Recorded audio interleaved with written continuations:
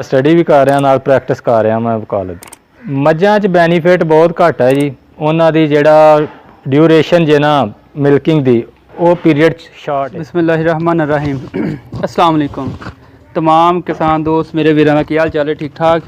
मैं आपका दोस्त शुएब कालू तो अज मैं वीडियो लैके आया एक सरोया डेयरी फार्म की। जिमें कि तुहाडे स्टार च नज़र आ रहा है बड़ा ही खूबसूरत फार्म तो ज़बरदस्त वसी एरिया दे विच इन्हां ने बनाया है। तो आओ सर असीं मिलाने तुहानूं अज अपने इस फार्म के भाई नाल जिन्हां दा नाम मोहम्मद जमील है। तो इस वीडियो में तुहानूं मिलावांगे तो दसांगे वो कितनी देर तो ये काम अपना कर रहे हैं तो की फायदे हासिल कर रहे हैं अपने फार्म तो। जी भाई अस्सलाम वालेकुम। वालेकुम सलाम। अच्छा पहले अपना नाम दस दिओ भाई। मेरा नाम सर मोहम्मद जमील तो इलाका अपना 417 सीओवाल तहसील गोजरा जिला टोबा टेक सिंह। तो सर तुहाडा फार्म की जी असीं पहले वीडियो सारे जानवरों की दिखाई है तो ये जानवरों का तुसीं काम कितनी देर तो स्टार्ट किया तो किन्नियां तो स्टार्ट किया?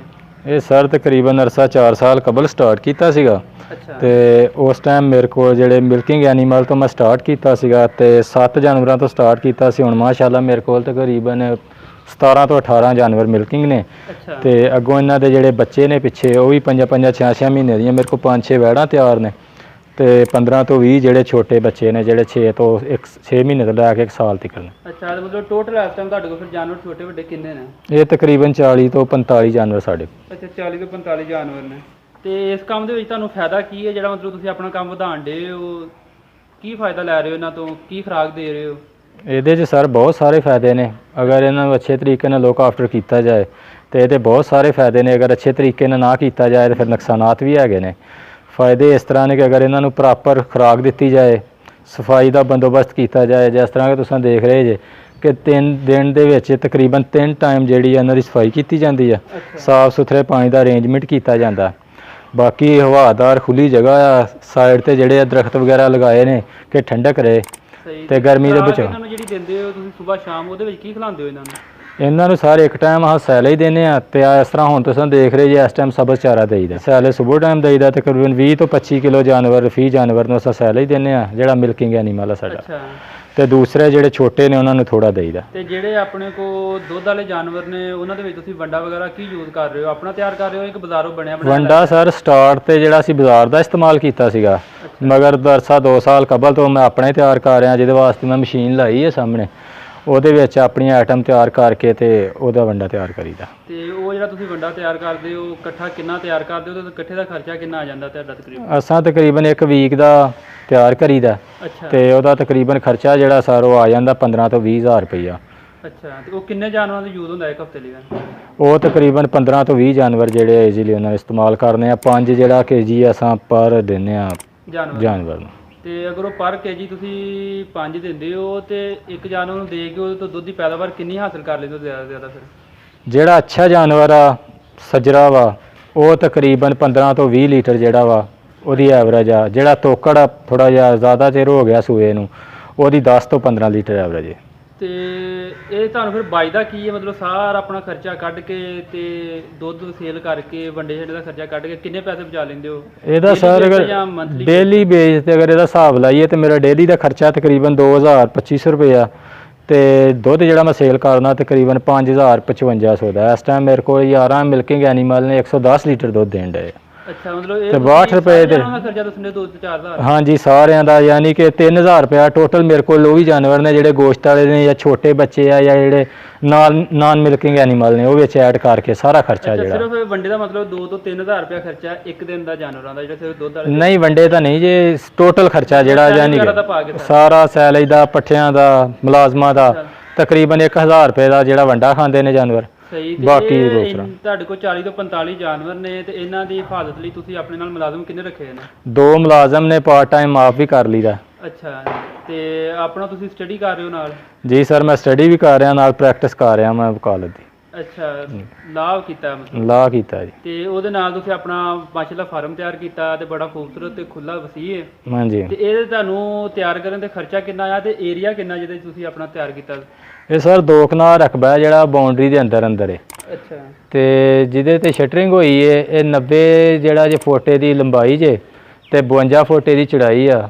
60 ਤੋਂ 65 ਜਾਨ ਐਨੀਮਲ ਜਿਹੜੇ ਆ ਨਾ ਇਹਨਾਂ 'ਚ ਆ ਸਕਦੇ ਆ, ਈਜ਼ੀਲੀ ਆ ਸਕਦੇ ਈਜ਼ੀਲੀ ਆ ਤੇ ਸਕਦੇ ਆ। ਟੋਟਲੀ ਜਿਹੜਾ ਤੁਹਾਡਾ ਸਾਰਾ ਤਮੀਰ ਕਰਨ ਦਾ ਖਰਚਾ ਉਹ ਤੁਸੀਂ ਕਿੰਨਾ ਕਰ ਲਿਆ ਸੀ ਇਹ ਤਕਰੀਬਨ 15 ਤੋਂ 20 ਲੱਖ ਰੁਪਇਆ ਲੱਗਾ ਸੀਗਾ ਟੋਟਲੀ ਟੋਟਲੀ। ਹਾਂਜੀ, ਇਹਦੀ ਪਾਰਟੀਸ਼ਨ ਜਗ੍ਹਾ ਆਪਣੀ, ਥੱਲੇ ਭਰਤੀ ਵਗੈਰਾ ਪਾ ਕੇ, ਸਾਈਡਾਂ ਤੇ ਬਾਉਂਡਰੀ ਖੁੱਲੀ, ਹਰ ਚੀਜ਼ ਦਾ ਯਾਨੀ ਕਿ ਟੋਟਲ ਖਰਚਾ ਜਿਹੜਾ। ਅੱਛਾ, ਤੇ ਜਾਨਵਰ ਤੁਸੀਂ ਜਦੋਂ ਸਟਾਰਟ ਕੀਤਾ ਸੀ ਉਦੋਂ ਤੁਸੀਂ ਕਿਹੜੀ ਮੰਡੀ 'ਚੋਂ ਲਿਆਂਦੇ, ਕਿੱਥੋਂ ਖਰੀਦੇ ਸੀ? 2 ਤੋਂ 4 ਜਾਨਵਰ ਜਿਹੜੇ ਸੀਗੇ ਉਹ ਮੱਲੂ ਮੋੜ ਵਾਲੀ ਮੰਡੀ 'ਚ ਲਏ ਸਨ ਜਾ ਕੇ, ਅੱਛੀ ਨਸਲ ਦੇ। ਅੱਗੋਂ ਉਹਨਾਂ ਦੇ ਮੇਰੇ ਕੋਲ ਬੱਚੇ ਵੀ ਤਿਆਰ ਹੋਏ ਨੇ।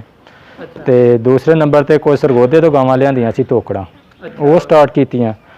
ਤੇ ਇਸ ਤਰ੍ਹਾਂ ਕਰਕੇ ਕੁਝ ਘਰ ਦੇ ਵੀ ਜਾਨਵਰ ਹੈ ਸੀ 2-4 ਤੇ ਪਹਿਲਾਂ। ਤੁਸੀਂ ਦੱਸ ਰਹੇ ਹੋ ਕਿ ਮਤਲਬ ਪਹਿਲੇ ਤੁਸੀਂ ਮੱਝਾਂ ਦਾ ਮਾਸ਼ਾਅੱਲਾ ਵਸੀਹ ਕੰਮ ਸ਼ੁਰੂ ਕੀਤਾ ਸੀ, ਫਿਰ ਉਹ ਘਟਾ ਕੇ ਤੇ ਤੁਸੀਂ ਗਾਈਆਂ ਜ਼ਿਆਦਾ ਕਰਤੀਆਂ ਨੇ, ਉਹਦਾ ਥੋੜਾ ਬੈਨੀਫਿਟ ਦੱਸੋ ਕਿ ਮੱਝਾਂ 'ਚ ਐਸਾ ਕੀ ਬੈਨੀਫਿਟ ਨਹੀਂ ਸੀ ਜਿਹੜਾ ਗਾਈਆਂ 'ਚ ਸੀ ਤੇ ਤੁਸੀਂ ਉਹ ਕੰਮ ਕੀਤਾ?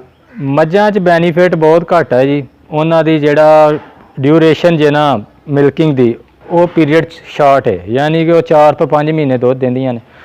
ਤੇ ਜਿਹੜੀਆਂ ਗਾਵਾਂ ਨੇ ਉਹ ਤਕਰੀਬਨ 2 ਮਹੀਨੇ ਜਾਂ 1 ਮਹੀਨਾ ਪਹਿਲਾਂ ਸਾਨੂੰ ਆਪ ਛੱਡਣੀਆਂ ਪੈਂਦੀਆਂ ਨੇ ਅਗਲੇ ਸੂਬੇ ਤੋਂ ਤਿਆਰ ਹੋਣ ਤੋਂ, ਤਾਂ ਕਿ ਅਗਲੇ ਸੂਬੇ ਵਾਸਤੇ ਤਿਆਰ ਹੋ ਜਾਣਾ। 7 ਮਾਹ ਦੀ ਗਾਂ ਗੱਭਣ ਜਿਹੜੀ ਆ ਉਹਨੂੰ ਛੱਡ ਦੀਦਾ ਕਿ ਅੱਗੋਂ ਫਿਰ ਸਾਨੂੰ ਚੰਗੀ ਐਵਰੇਜ ਦੇ ਸਕੇ ਤੇ ਉਹਦਾ ਬੱਚੇ ਦੀ ਗਰੋ ਵੀ ਚੰਗੀ ਹੋਵੇ।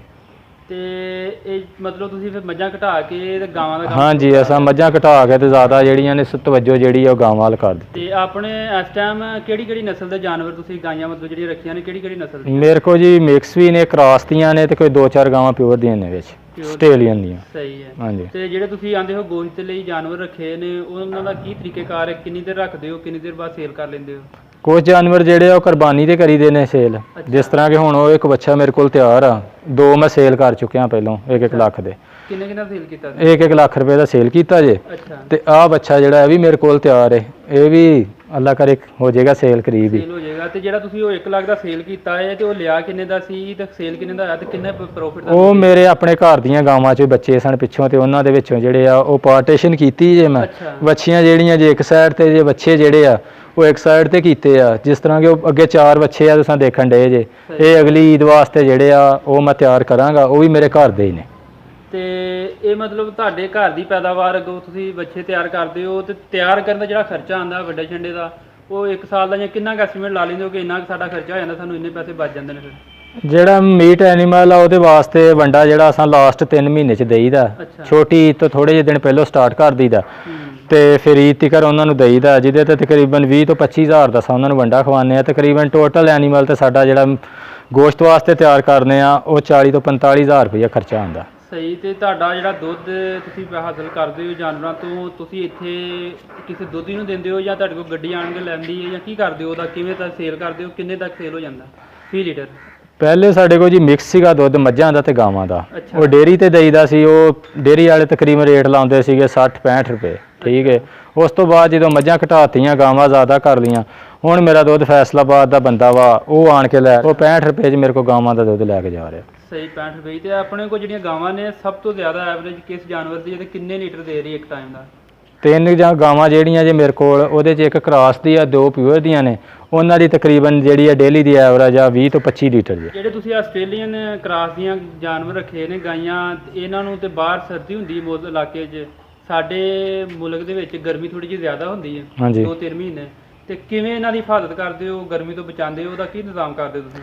ਉਹਦੇ ਵਾਸਤੇ ਸਰ ਇਹਨਾਂ ਦੀ ਕੁਝ ਖੁਰਾਕ ਜਿਹੜੀ ਆ ਉਹਦੇ ਵਿੱਚ ਰੱਦੋ ਬਦਲ ਕੀਤਾ ਜਾਂਦਾ। ਜੈਸੇ ਗਰਮੀ ਸਟਾਰਟ ਹੁੰਦੀ ਆ, ਇਹਨਾਂ ਨੂੰ ਗਲੂਕੋਜ਼ ਖੁੱਲਾ ਮਿਲ ਜਾਂਦਾ ਬਾਜ਼ਾਰ 'ਚੋਂ, ਅੱਛਾ। ਉਹ ਲੈ ਆਈਦਾ, ਉਹ ਇਹਨਾਂ ਨੂੰ ਪਾਣੀ ਦੇ ਵਿੱਚ ਮਿਲਾ ਕੇ ਦੇਈਦਾ। ਤਾਰਾ ਮੀਰਾ ਜਿਹੜਾ ਵਾ ਉਹ ਦੇ ਦੀਦਾ ਜੇ, ਦੇਸੀ ਤੇਲ ਜਿਹੜਾ ਉਹ ਦੇ ਦੀਦਾ। ਬਾਕੀ ਜਿਹੜਾ ਮਜ਼ੀਦ ਆ ਇਹਨਾਂ ਵਾਸਤੇ ਸ਼ਾਵਰ ਜਿਹੜੇ ਆ ਸਸਤੇ ਜੇ, ਅੱਛਾ, ਉਹ ਲਗਵਾਏ ਗਏ ਆ, ਯਾਨੀ ਕਿ ਜਿਹਦਾ ਖਰਚਾ ਬਹੁਤ ਥੋੜਾ ਮਗਰ ਸਾਡਾ ਕੰਮ ਜਿਹੜਾ ਪ੍ਰੋਪਰ ਦੇ ਰਹੇ ਆ। 10 ਤੋਂ 15 ਹਜ਼ਾਰ ਰੁਪਏ ਟੋਟਲ ਇਹਦਾ ਖਰਚਾ ਆਇਆ ਸੀ ਸ਼ਾਵਰਾਂ ਦਾ। ਅੱਛਾ। ਤੇ ਉਹ ਸਾਡਾ ਮਾਸ਼ਾਅੱਲਾ VIP ਕੰਮ ਕਰਦੇ ਆ। ਜੇ ਜ਼ਿਆਦਾ ਗਰਮੀ ਹੁੰਦੀ ਆ ਉਦੋਂ ਇਹਨਾਂ ਦਾ ਯੂਜ਼ ਕਰ ਲਈ। ਤੇ ਆਪਣਾ ਤੁਸੀਂ ਪਰਮਾਨੈਂਟ ਜਿਹੜਾ ਡਾਕਟਰ ਰੱਖਿਆ ਹੈ ਕਿ ਪਾਰਟ ਟਾਈਮ ਹੀ ਰੱਖਿਆ ਕਿ ਜਿਹੜਾ ਐਟ ਅ ਟਾਈਮ ਮਿਲ ਜੇ ਤੁਸੀਂ ਉਹਦੇ ਕੋਲ ਕੰਮ ਕਰਵਾ ਲੈਂਦੇ ਹੋ, ਜਾਂ ਪਰਮਾਨੈਂਟ ਇੱਕ ਡਾਕਟਰ ਜਿਹੜਾ ਡੇਲੀ ਬੇਸ ਤੇ ਆਂਦਾ ਤੁਹਾਡੇ ਵਿਜ਼ਿਟ ਕਰਦਾ ਤੇ ਜਾਨਵਰਾਂ ਨੂੰ ਦੇਖ ਕੇ ਜਾਂਦਾ? ਨਹੀਂ, ਹਫਤੇ ਬਾਅਦ ਆਂਦਾ ਵਾ। ਵੈਸੇ ਅਗਰ ਕੋਈ ਐਮਰਜੈਂਸੀ ਹੋਵੇ ਤਾਂ ਉਹਨੂੰ ਕਾਲ ਕਰਕੇ ਬੁਲਾ ਲਈਦਾ, ਫੌਰਨ ਆ ਜਾਂਦਾ। ਆਪਣਾ ਹੀ ਫੈਮਿਲੀ ਡਾਕਟਰ? ਹਾਂਜੀ, ਫੈਮਿਲੀ ਡਾਕਟਰ ਆ, ਪਿੰਡ ਦਾ ਹੀ ਆ, ਵਾਕਫਕਾਰ ਆ, ਸਰਕਾਰੀ ਡਾਕਟਰ ਵੀ ਆ, ਸਾਰਾ ਕੁਝ ਆ ਜਿਹੜਾ ਉਹ ਡੀਲ ਕਰ ਮਤਲਬ ਉਹ ਹੀ ਸਾਰਾ ਡੀਲ ਕਰ ਰਹੇ ਜੀ। ਸੈਮਨ ਸੈਕਸ ਤੋਂ ਲੈ ਕੇ ਹਰ ਚੀਜ਼ ਤੇ ਕਰੋ ਡੀਲ ਕਰਦਾ ਜੀ। ਸਹੀ ਹੋ ਗਿਆ।